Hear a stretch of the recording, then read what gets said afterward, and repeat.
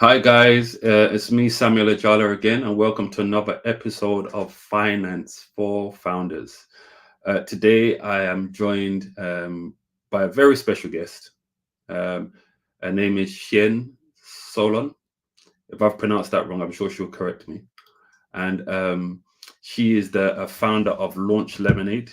In fact, all things AI, really. And this well, I'm going to get her to explain Launch Lemonade, but really it's automates startups, assist you with startups, and is really getting ahead of the AI takeover. Well, in this session we're going to be asking her a few questions as well, about AI, what the future looks like with AI, and the impact of the business. And one of the things we're going to be doing as well, she has a background in marketing.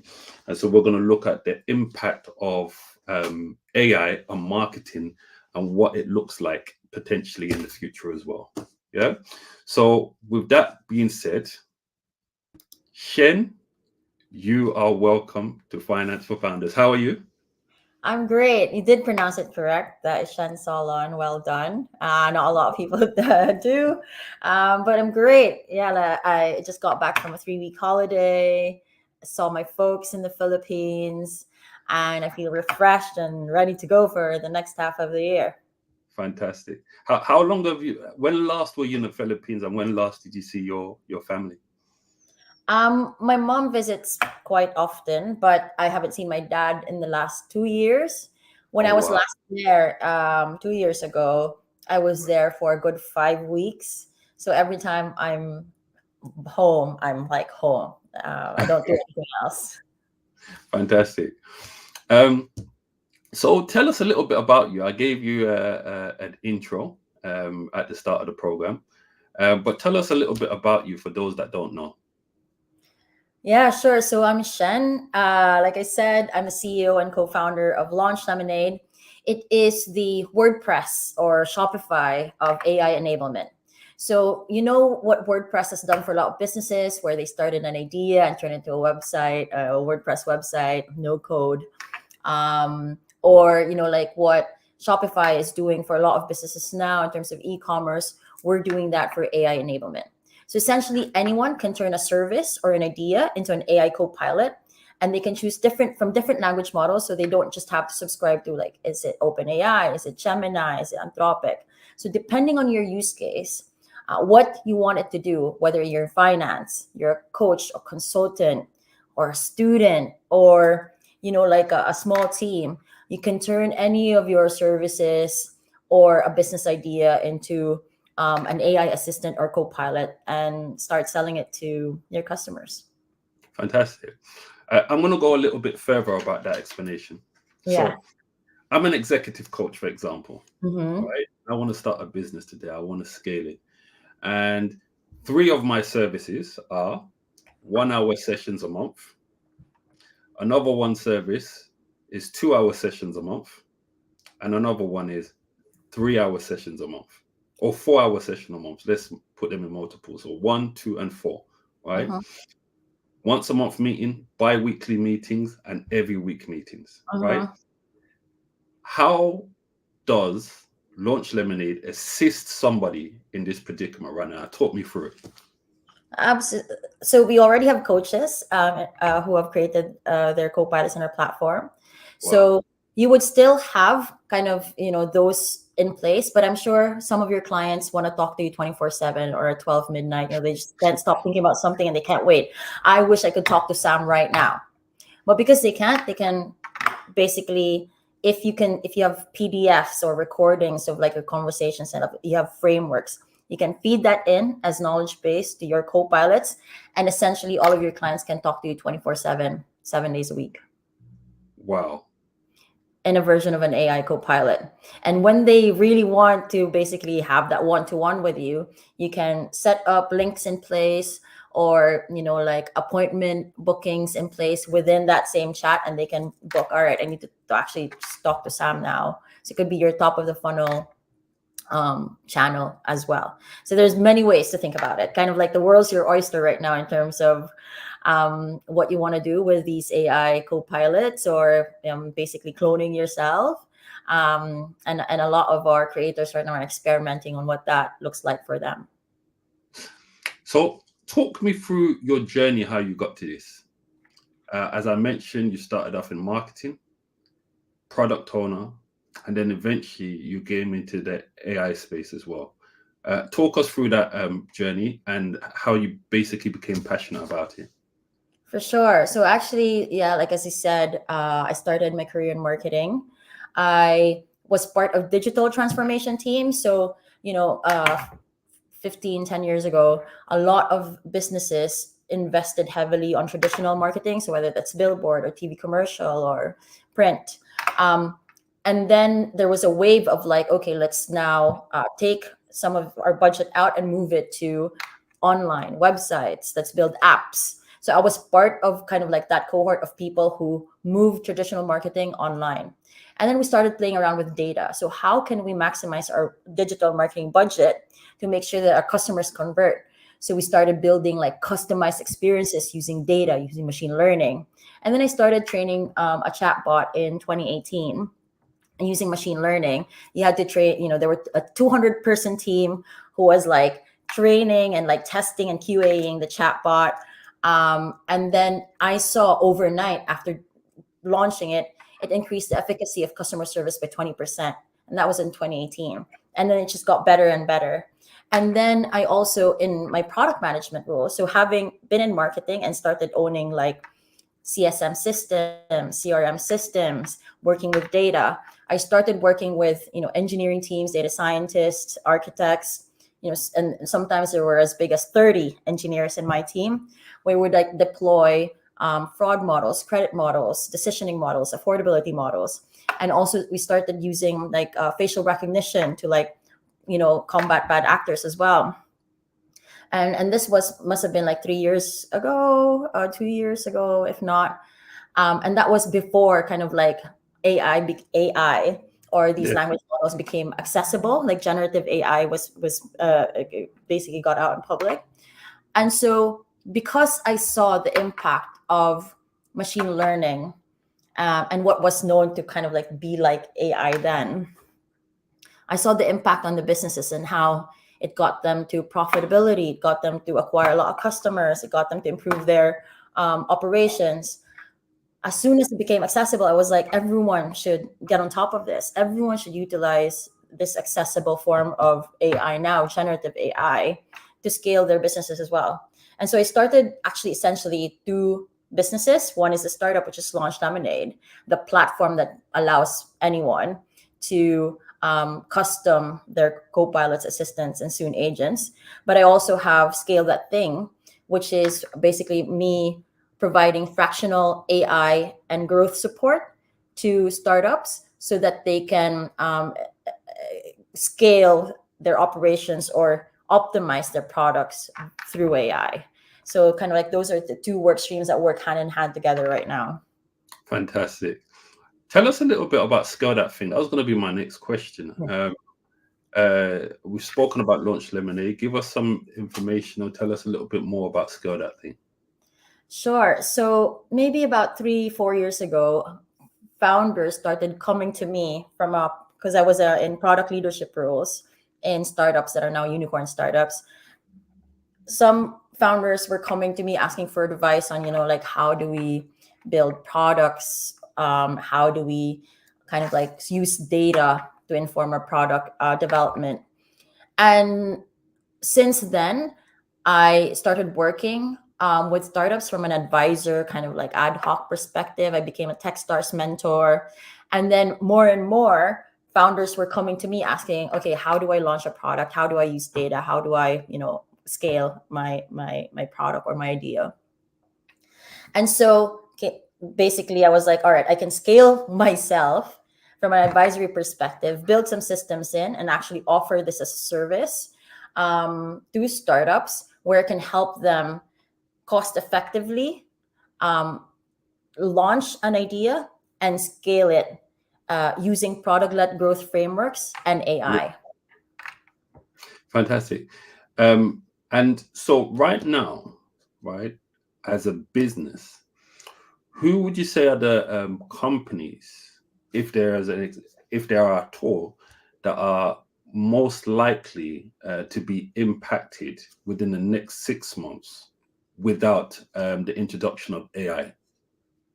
With the introduction of AI. Without the introduction of AI. So if they don't introduce it within this next 6 months, Mhm. what are the kind of company? I know it's going to increase in the next 2 years, in the next 3 years, the next 5 years. But Mhm. what are the industries, businesses that are most likely to be impacted without the introduction of AI or investing heavily into AI? Yeah, I that's a really interesting question because I am see we've already seen a lot of people being made redundant in the past 6 months, Yeah, year. You know, big companies letting go a lot of like their customer service sector, for example, kind of like teams, for example, and replacing it with AI. And they have publicly said that there are a lot of consultancy firms as well who are reducing their kind of like numbers in size for specific roles. And I think that that's just gonna grow. So I think, like at the top of my head, consultancies, agencies who are working with like small to medium businesses and even enterprises now having internal teams of that are lean and are able to use AI tools. So yeah, whereas before companies would have multi-million budget to work with marketing agencies or design agencies, and I think with like tools now that are very accessible and cheap, these teams would just reduce in size or move internally and just start using these tools. I can see a trend as well. So I've been kind of like judged in accelerator programs and have access to kind of like a startup ecosystem. I'm seeing a lot of lawyers, for example, are building their own startups and building their own AI solutions that basically make, like documentation and legal paperwork very accessible and easy to um, use for startups. So instead of going to a law firm, if you're a startup, you can just use the tools that these startups are building. Financial analysts, I don't know, it's basically like consultant type. Um, I think teams, if they don't AI enable themselves and scale by building kind of software or AI versions of their offering, I think are going to lose out. wow, wow. So in the immediate to near future, the workforces of many organizations you believe are going to be impacted, right? And then after that, do you think that you're going to be seeing a rise of independent contractors working with AI, or like what does it look like now in the next 5 years or 10 years or so? Yeah. Should people be worried about this as well?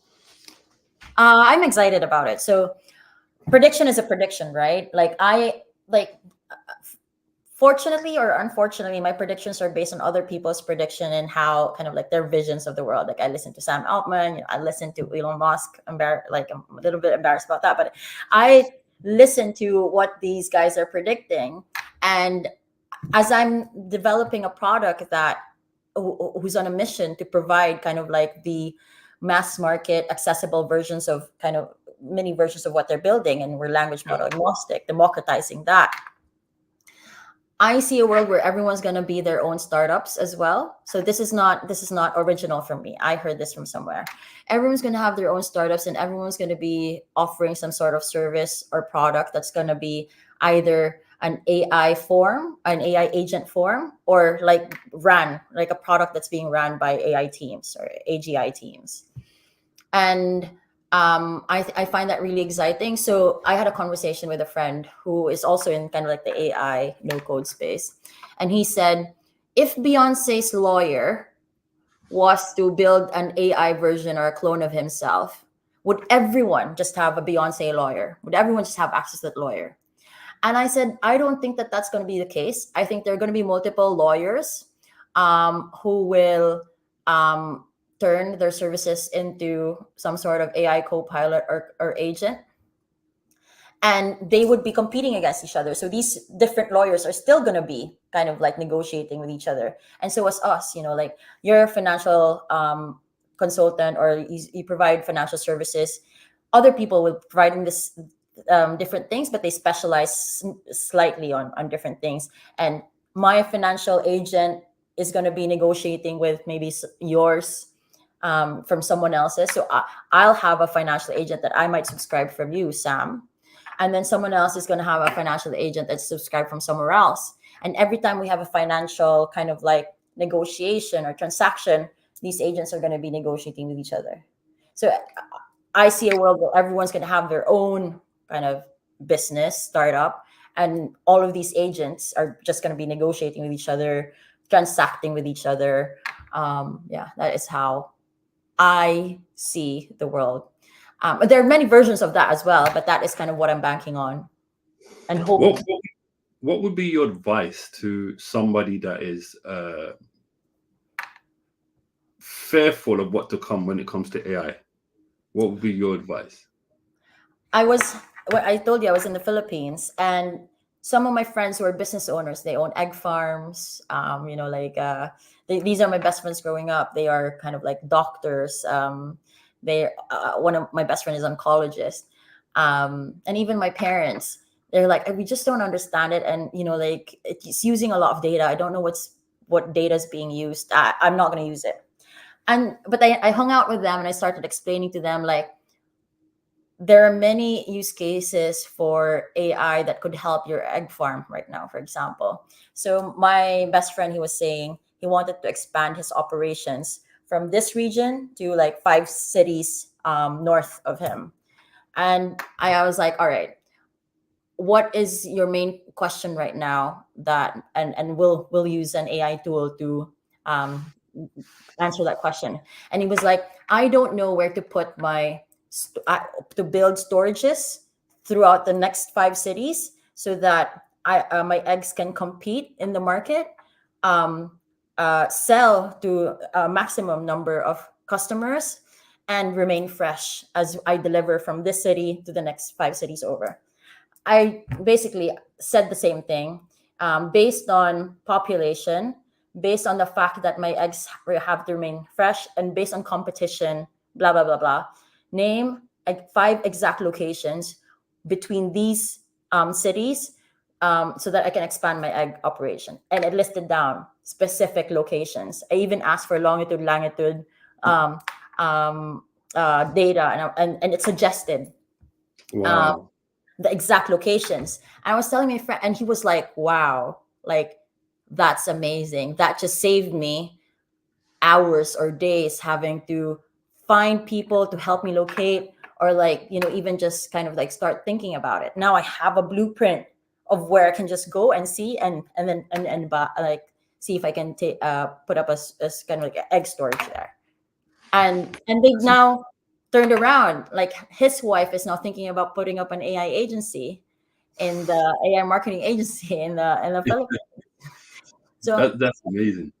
it's just about exploring what you want to explore. If you have a question, see if like some sort of language model or tool can answer that. If you're into design, or if you're into graphics or movies, just start experimenting and start understanding what it can do. Fantastic. That sounds amazing. What has been your the biggest challenge in having a startup, right? Whether it's scale that thing or launch Lemonade, as an entrepreneur, as a business owner, what are the biggest challenges you faced? Well, it was quite a transition receiving, like a salary, to kind of like, oh, what am I gonna do, and how am I gonna find this money the next month or so? Like, how am I gonna survive? And that's how you start, and like all of these paperwork that you have to set up, and like from registering at company's house to finding, like an accountant, or knowing what you need to be able to kind of like pay your taxes for the next year. So in that transition has been quite, I wouldn't say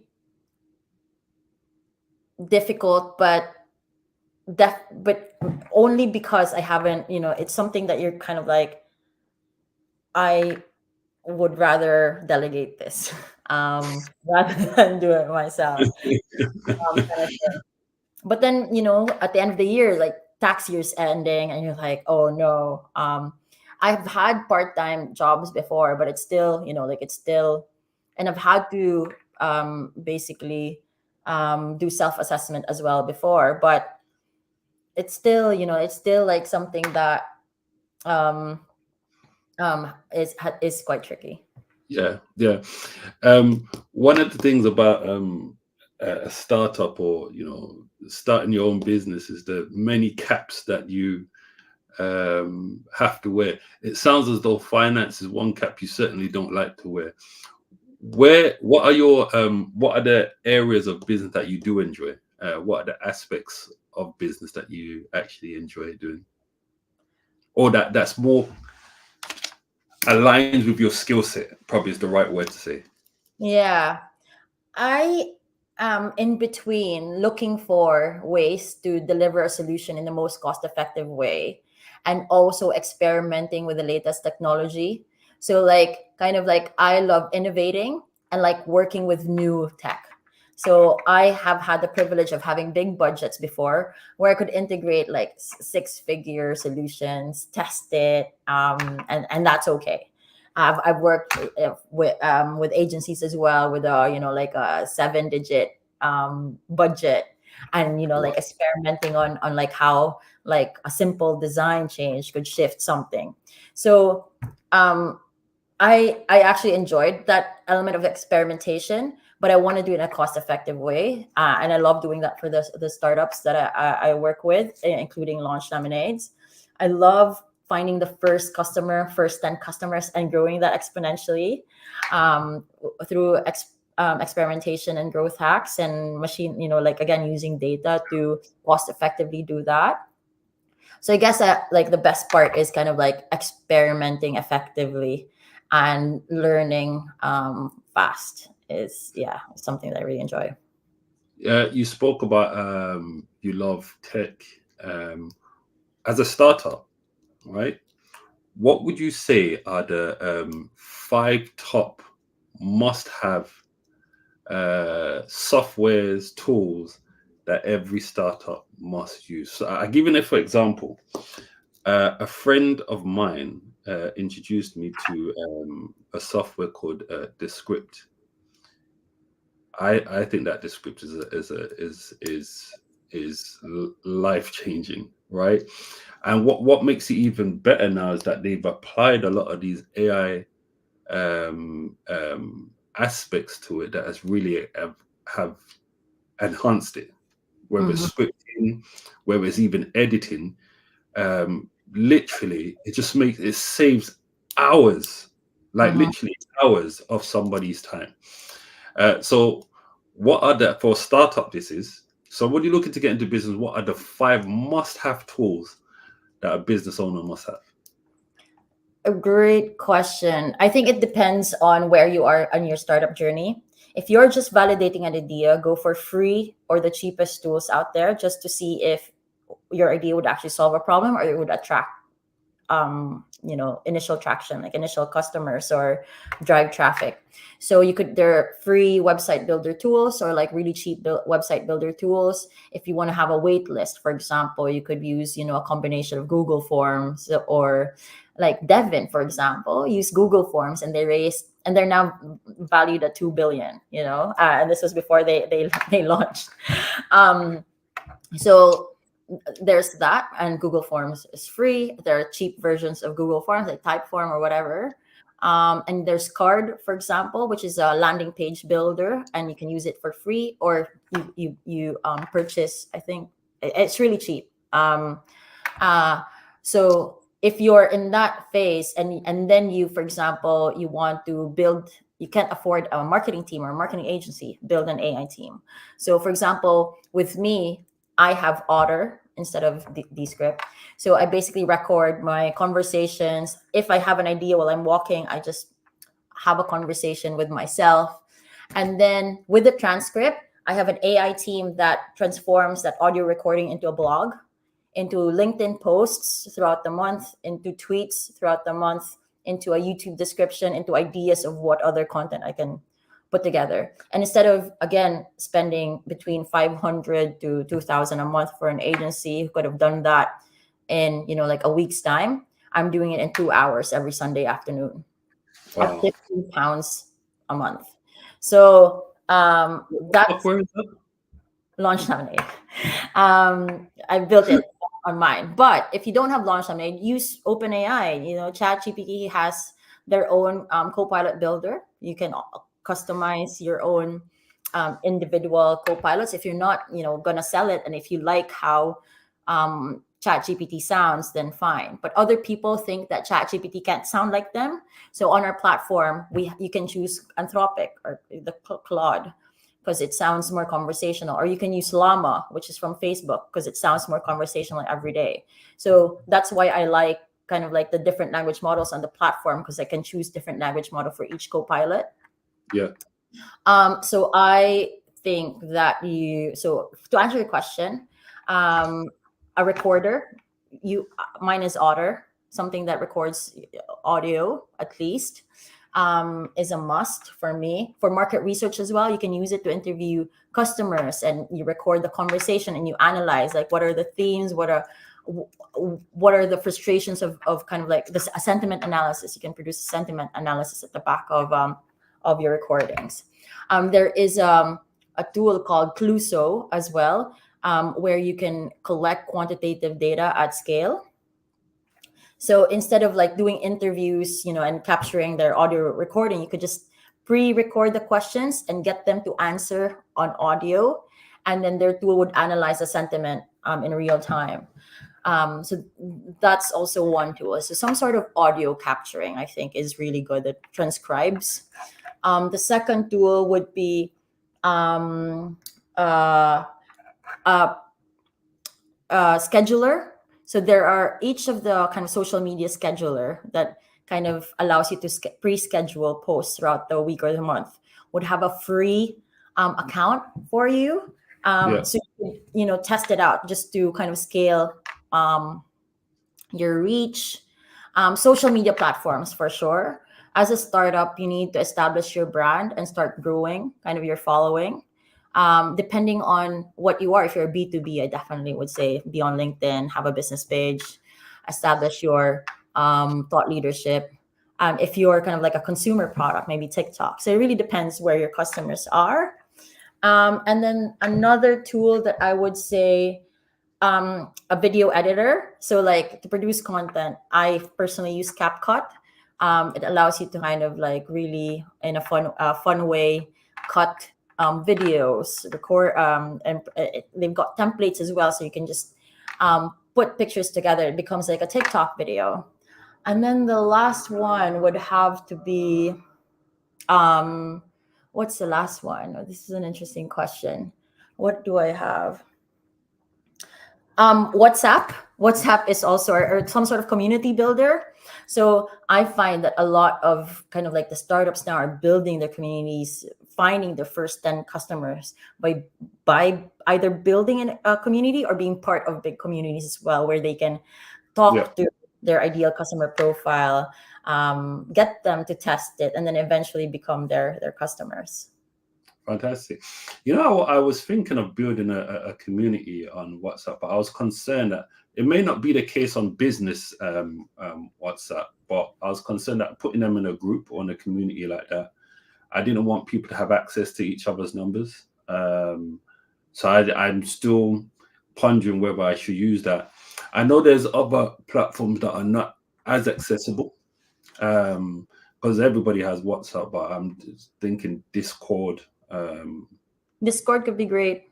Yeah. Discord, yeah, but that's not accessible to everyone, because not everybody has that on there. And I know it's because of the world we're in now. Any resistance to entry, any form, just turns people off. Like it needs to be so seamless, so easy to get in, and without any resistance. Otherwise, people just opt against it. Agreed. So. But yeah, That's fantastic. You know, do you refer to, I'm not sure if you're referring to Launch Lemonade specifically, but you said your AI team, right? Is that how you refer to um, an AI that's assisting you? Or is that specifically your AI team that helped you build Launch Lemonade? No, and my AI team is a dashboard where an individual boxes that I have an AI LinkedIn co-pilot. I have an AI blog writer co-pilot. I have an AI Twitter co-pilot. It's a pre-design. I designed it within Launch Lemonade to help me, yeah, scale my content creation. Do you know why I asked you that question? Right? Is I watched an episode of I forgot the name of the podcast, but Sam Parr. You spoke to Sam Parr. I'm going to talk to you about your conversation with Sam Parr. What's their podcast again? Not my first million. Yes, My first, and yeah. then he made a statement, or somebody on his show made a statement, and they said that with the aid of AI, we're going to see our first unicorn one person business, right? Scaled basically to 1 billion, right? And so I wanted to ask you, because you referred to your AI team, right? How realistic do you think in the future, next 5 years, 10 years, that we're going to be seeing billionaire business owners with only one person working in their business, that person being them, but the AI softwares that they use probably account for about 500 people, or what the equivalent of what 500 people could do, Mhm. right? So Yeah. that's my question to you. How realistic is that? And does that look like something that could potentially happen? Personally think it's realistic today with the right creator. And that is our mission at Launch Lemonade. We want to produce the next one person billion dollar Wow. company. I can imagine, like, for example, if I was, give me a name of a really famous dietitian. What was his name? Joe, kind of like during, there was a guy who created cookbooks and exercise ritual, kind of Yes, regimes during yes. the pandemic. Um, I forgot his name, but the one that was doing during lockdown, that was doing Yeah, the lockdown exercise. If yes, he created his co-pilot now that allowed his users to interact with it, like I can take a picture of my fridge right now, for example. I can build a co-pilot in Launch Lemonade called Shen the Nutritionist.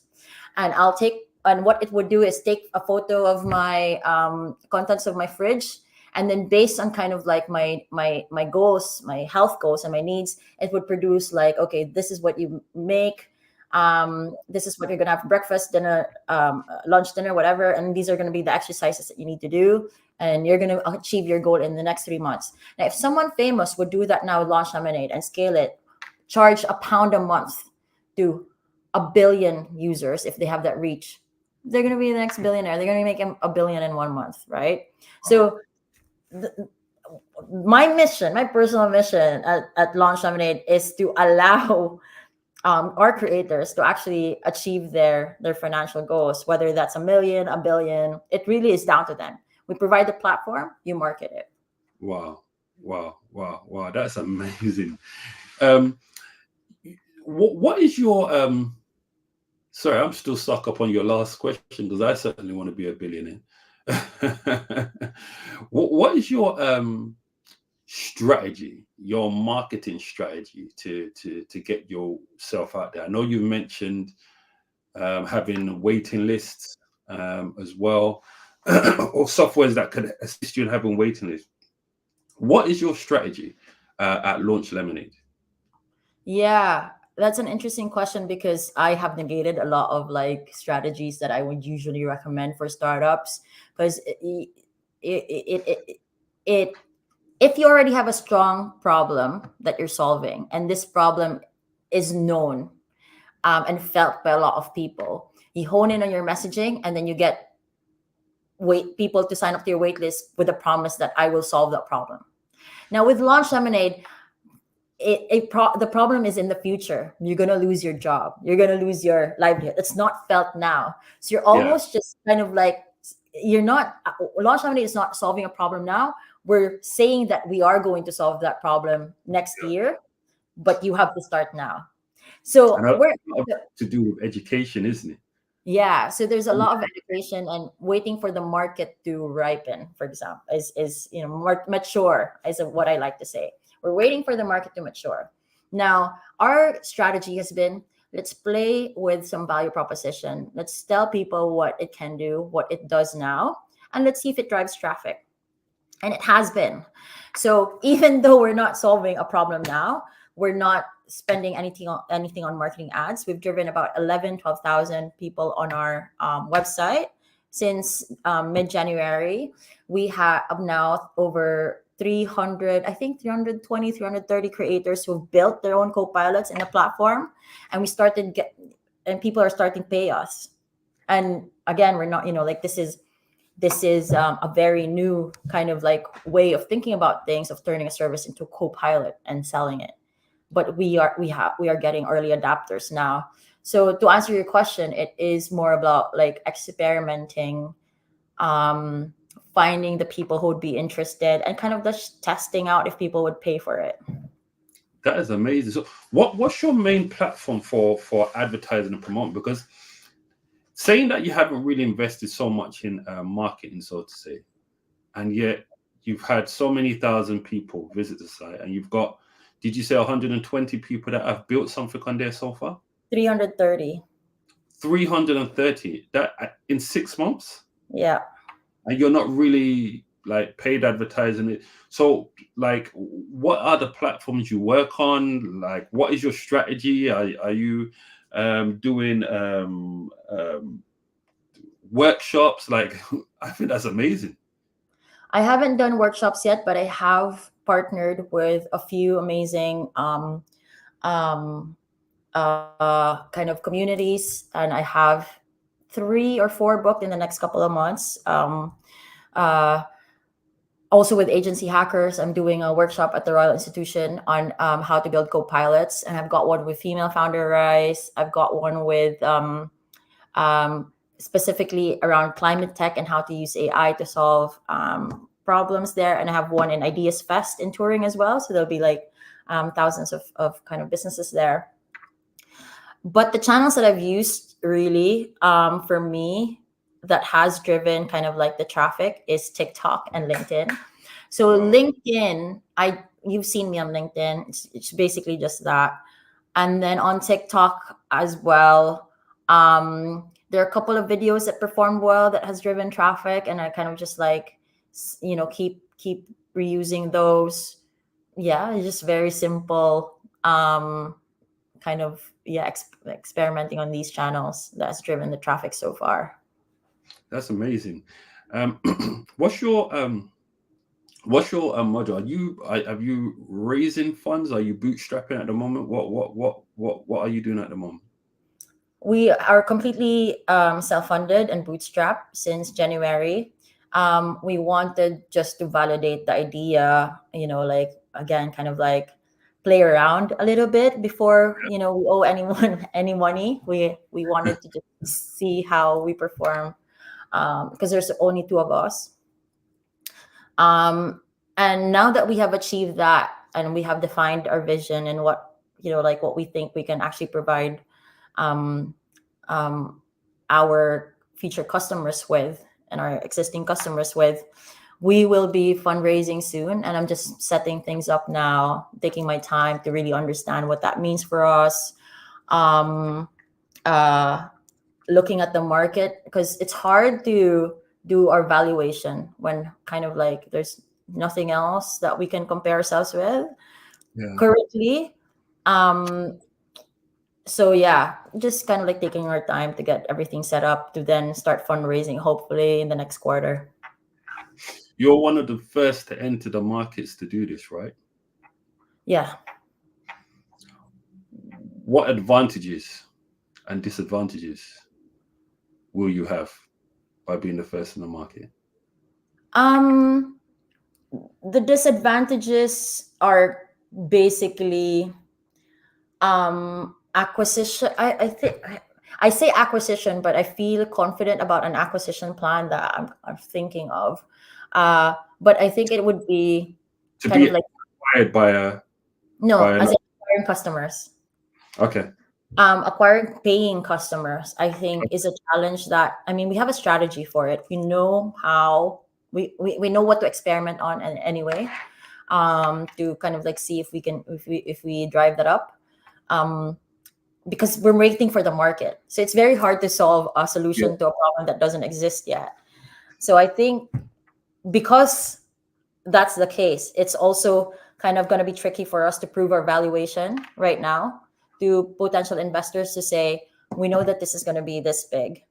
This is why we're valuing ourselves at that. So kind of like thinking through that is, I think, is going to be kind of one of the challenges for us. That's amazing. You have history as um, a mentor for accelerators.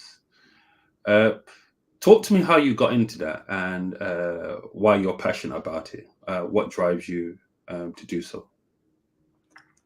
How I got into it was through Andy Yim, who was my former manager and my mentor now, and also a couple of other founders who I advised before. So it was just through recommendation, like, oh, we know this woman who's passionate about product-led growth and AI. We think that she would be perfect for this accelerator. And then they would then come to me and reach out and ask if, like, I could be a mentor and an advisor for their founders. It is just through kind of like word of mouth recommendation. Yeah. Fantastic. And what do you enjoy about it? What are the perks of mentoring businesses and entrepreneurs and budding entrepreneurs? Um, I am one of those people who want to change the world for the better. And I love working with products and founders who want to do the same and who believe that they can.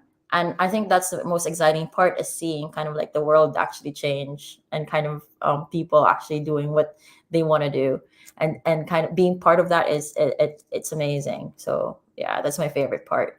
Like, yeah. Change. What what are your passions? What drives you? You mentioned about seeing change, but at the core of it all, what inspires you? What drives you? What keeps you waking up each morning to keep doing what you're doing? Equality and equity, I think, definitely, for with all the projects that I have, and my favorite projects is rooted on equality and equity, specifically equity. So I like working with startups who, want to improve AI systems, for example, for darker skin colored people. So there are technology in place that is being tested in America, here in the UK, where it would diagnose certain types of cancers or diseases just through an image or whatever, like data.